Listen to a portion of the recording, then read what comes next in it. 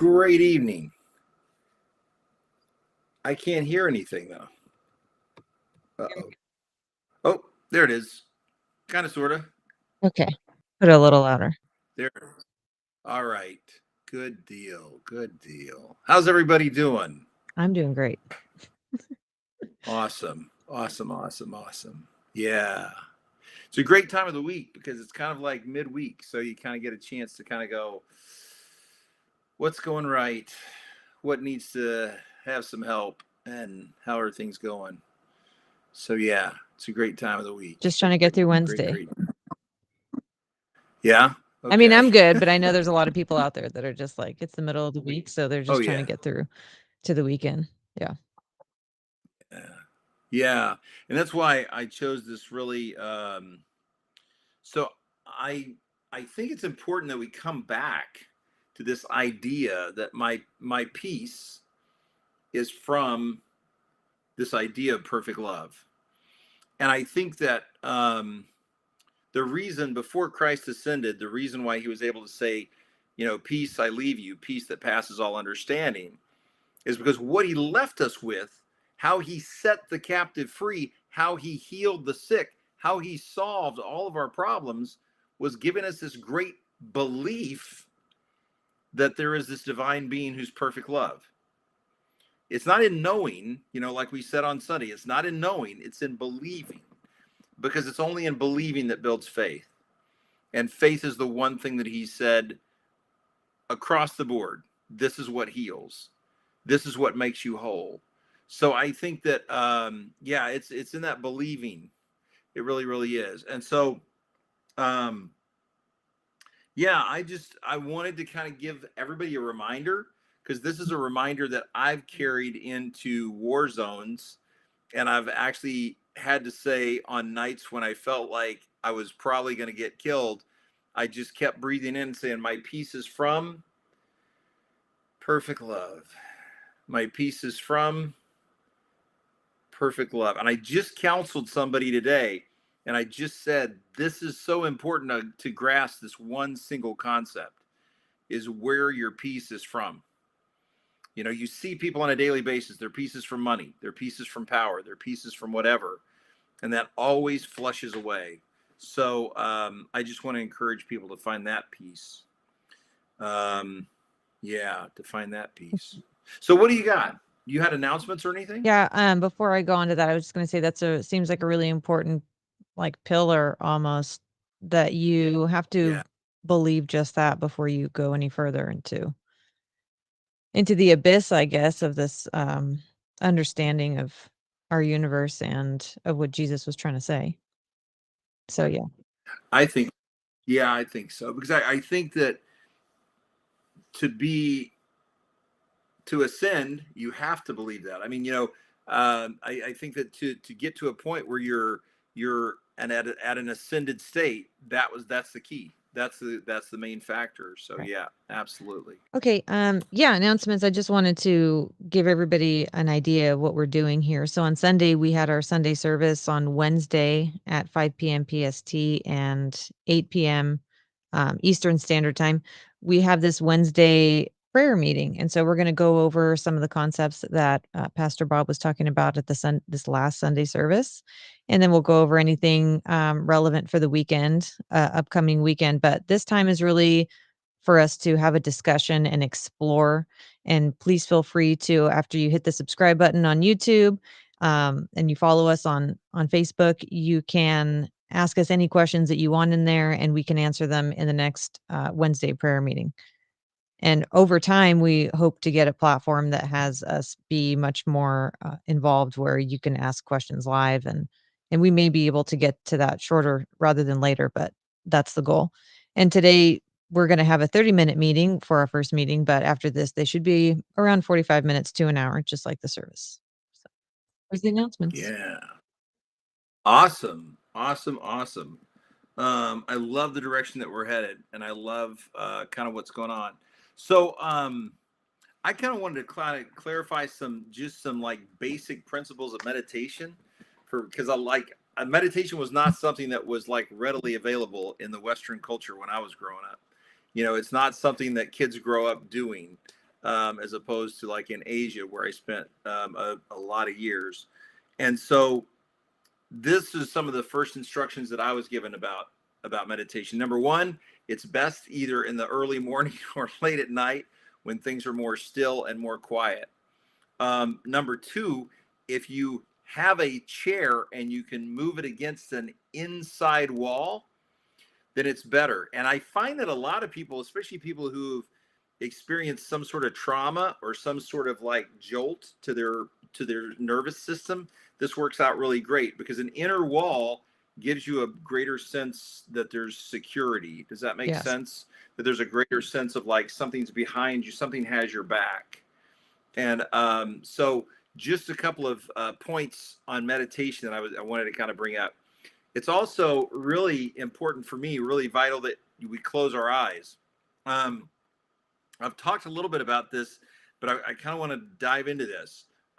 Western, I think it was, no, Eastern Washington University did a wonderful meditation where they said, you know, close your eyes, you're sitting by a stream.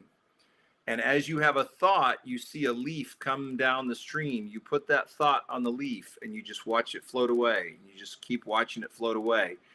That's one way to have that experience. Another way to have that experience, and I've talked a little bit about this before too, is that whenever I was growing up, I was little Bob because my dad was big Bob.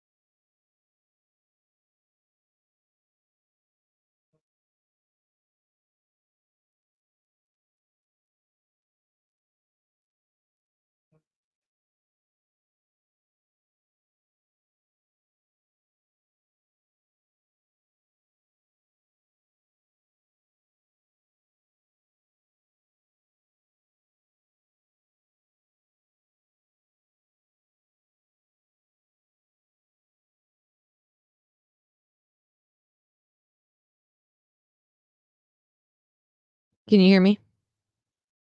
You can? Okay. I can't hear you. Do you mind popping out and popping back in? And just use the same link?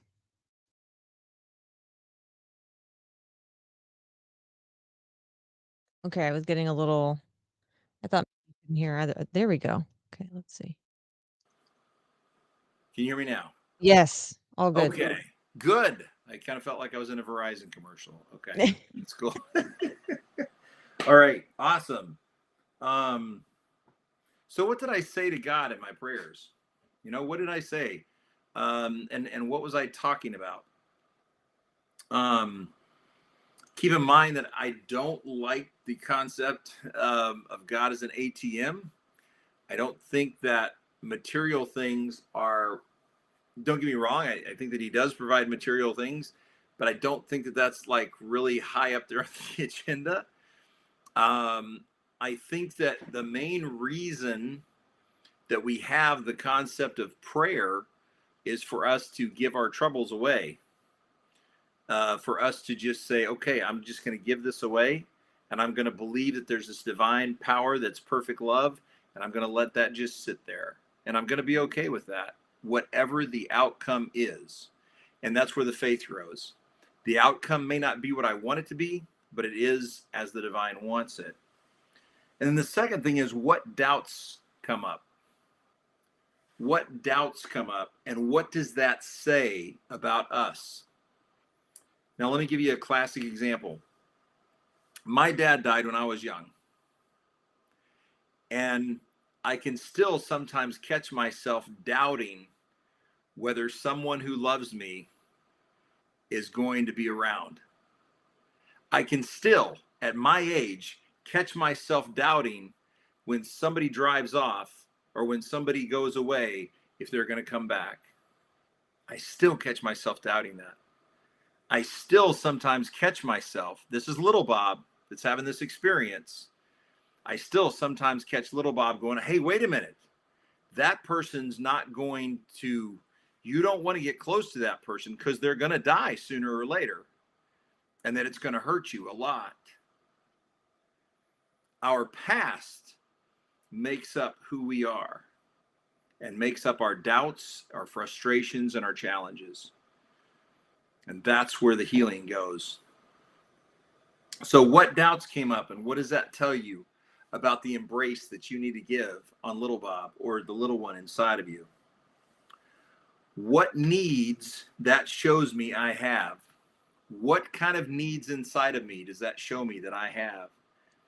I have a need to rest in the idea that whatever happens is perfect love's design.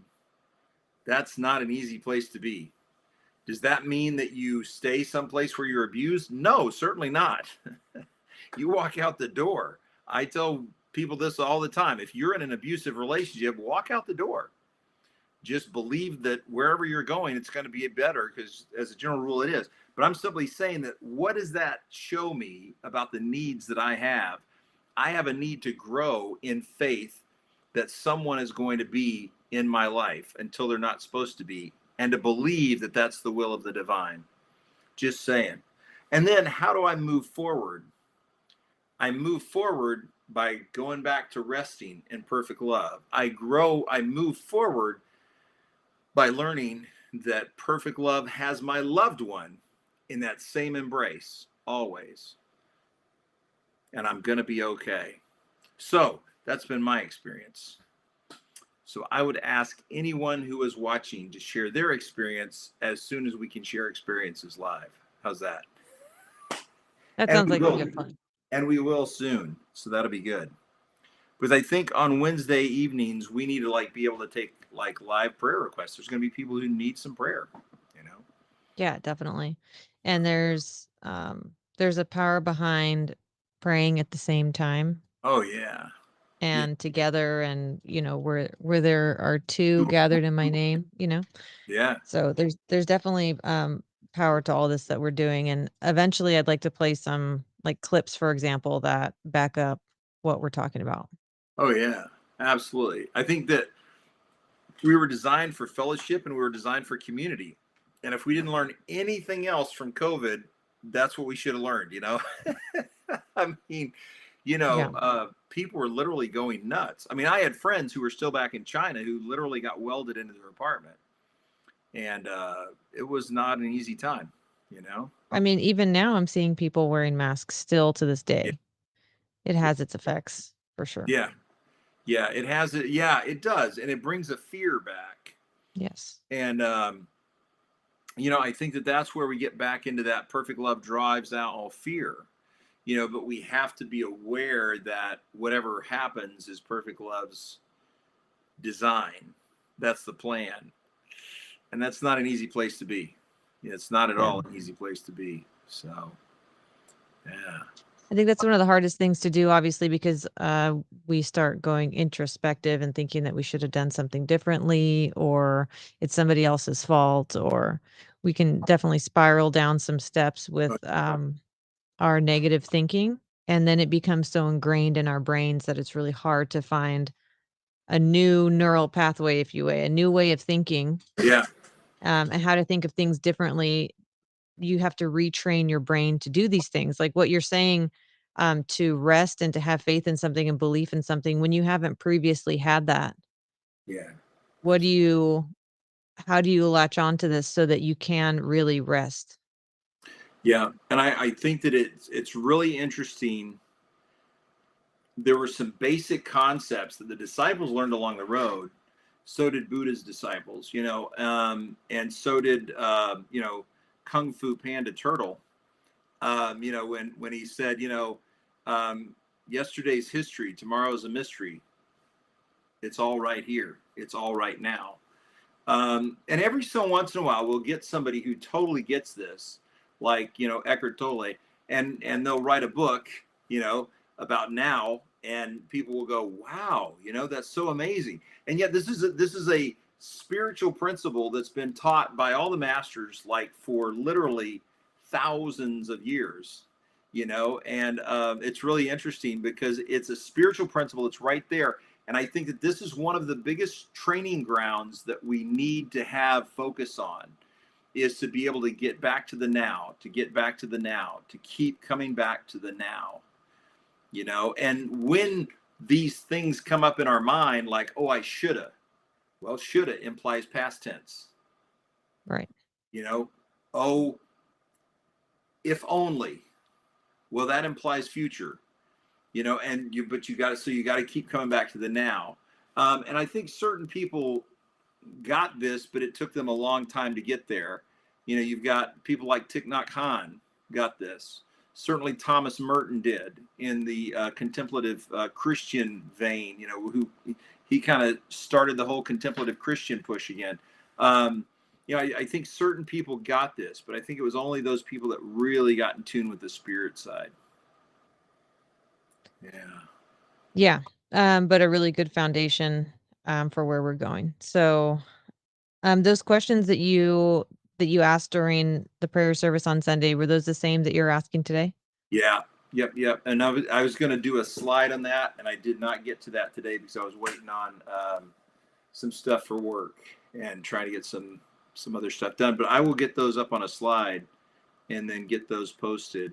In fact, I'll commit to doing that before I go to bed tonight. What is the goal of meditation? Stillness, nowness. In mind and so when can I believe that I've accomplished something in meditation? If I'm doing this instruction or this visualization exercise that you've given me with the leaves coming across, Yeah. and so like I'm putting my thoughts in there and putting my thoughts in there. When do I know that I've come to a point where I've accomplished something when I'm not thinking of anything or when there's less leaves? Like, when do No, I know? no, that's a good question. I think when you have peace, I think when you have stillness, I think, when I look back, like whenever I first started meditating, which was, my gosh, I don't know, let me think. it was like, I tell people I first started studying meditation when we went into Iraq, I guess. I mean, not the first, like back in the 90s, but this, the latest time. And so, yeah, I guess it's been about 10 years now or so. And I think whenever I look back, I learned a few things. Number one, it's very hard to learn meditation in a war zone. But number two, it's you're blessed if you do learn meditation in a war zone, because you just keep coming back to that stillness. You keep coming back to that peace. And I think that whenever someone asks, how do I know when I've attained something? When you're at peace, there's this really interesting story about this guy who went to this monk. He'd been, practicing meditation for like 50 years, and he's very old, 50, 60 years he's been practicing meditation. And this young businessman went to him. He's like on a meditation holiday or whatever. Trying to get there. And he said, teach me to meditate. How can I meditate? Like you're obviously a master at meditation. He goes, I know nothing. So there was a humbleness, and every meditator that I met that I thought really kind of had something worth listening to had that. They had a certain humbleness. And I sad to say, I have not seen that amongst many American meditators. I saw that amongst the Thai, I saw it amongst the Koreans, and I saw it amongst the Japanese meditators. But I really have not seen that amongst very many American meditation teachers, that I've met. Jack Kornfield comes to mind, and a couple of other big names. But so I think that that you're there when you're just still, and you're okay with whatever happens. It doesn't mean you're always going to be okay. I think there will be stressful moments. There was a stressful moment on Christ the night he was arrested, right? Sweating drops of blood. Why? Well, it sucks to be crucified. That's why. I mean, as a general rule, you don't want to be crucified. I mean, unless you've got something else going on inside your head. So, so even at that moment, but once he accepted it, then it was okay. And so I think there's a quiet acceptance. I think there's a peace, and I think there's a stillness. Again, not always, and it's not like you're always going to be like, you're still going to get frustrating moments. But the key is that in those frustrating moments, you can come back to the idea of, wait a minute. Oh, yeah, I forgot about perfect love for a minute. I forgot about where my peace is. I forgot about believing in the idea that this is exactly what's supposed to happen. And why is this so important? Because that's the core for me. In fact, I was just talking about this with somebody that I was counseling with today. And, that says, well, we're reading this thing, 1 Corinthians together. And we're in 1 Corinthians 13, faith, hope, and love. And the greatest of these is love. And here's this wonderful verse on passage on love. And I said, yes, exactly. Because if you have faith in love, then you have hope, and then you have peace. Everything springs from faith and love. Here's why. When I have faith in perfect love, then I believe everyone is at the table of the divine. When I grew up with this idea of, well, if they don't walk down the aisle, say this magic prayer, do this, do that, do the other, pay lots of money and tithe, they're not going to heaven. And I remember even as a young man thinking, how could love be perfect if love is going to create something and send 80 to 90% of what it created to this eternal misery and pain and lake of fire? How in the world could that be perfect love?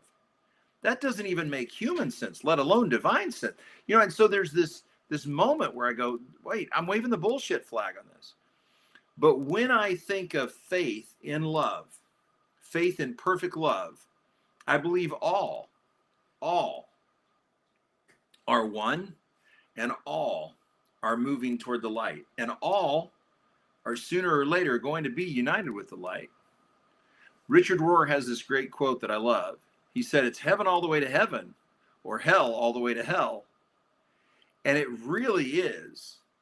And I believe that that's where I'm at. That's the point where I found peace. I found peace in believing that there's this perfect love that includes all, and I mean all. When I say all, and people always want to have these absolutes. People always want to say, "Well, do you believe Adolf Hitler is going to be in heaven?" Yes, but I'm not going to like sit there and tell you that there's these absolute. I mean, get beyond absolute. Get beyond the having to know. Get beyond the specifics and just accept. Just accept. Do I believe my country's being taken over by the Chinese? Yeah. By the CCP? Yeah, I do. And at first that kind of really worried me. That kind of really chafed me. But I mean, if that's the divine plan, that's the divine plan, And if we were stupid enough to buy our way into it, then I don't know. I don't know. But I do know this. I do know that I have faith in perfect love, which gives me peace.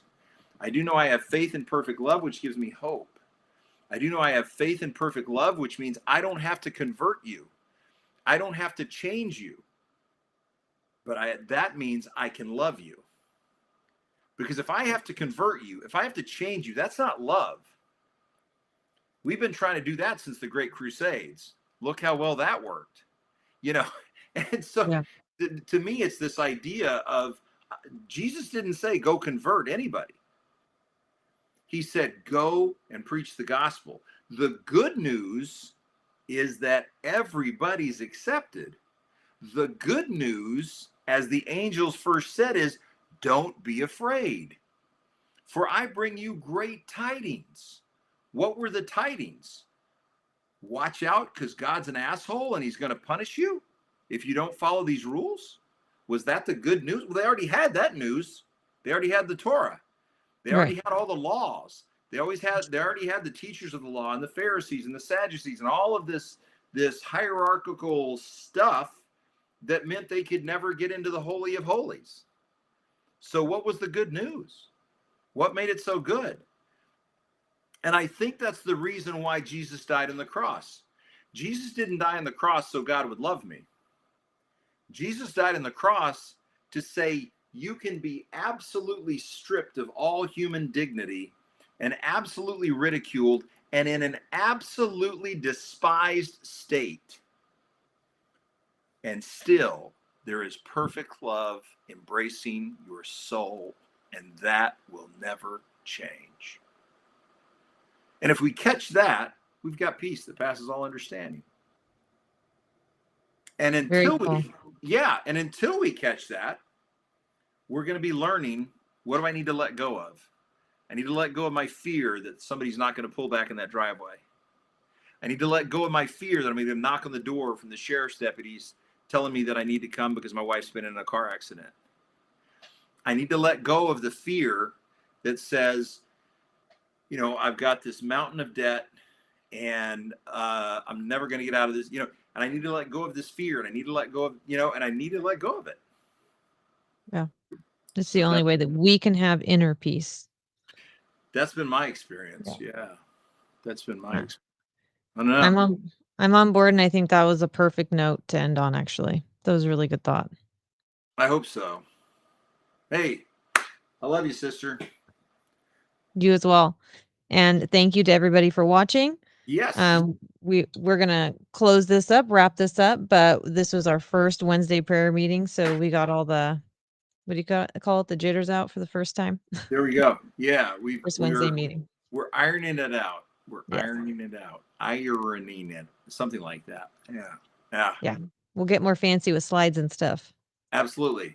Cool. Awesome. Well, thank you very much for being here. And we'll have a little outro. Oh, all right. I want to see the outro. That's cool. Have a song in the I'll put the welcome wave out there. And we'll see you guys later.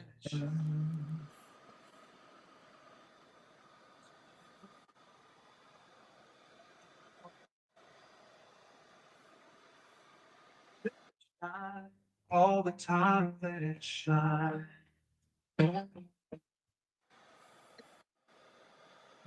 All around the neighborhood, I'm gonna let it shine. All around the neighborhood, I'm gonna let it shine. All around the neighborhood.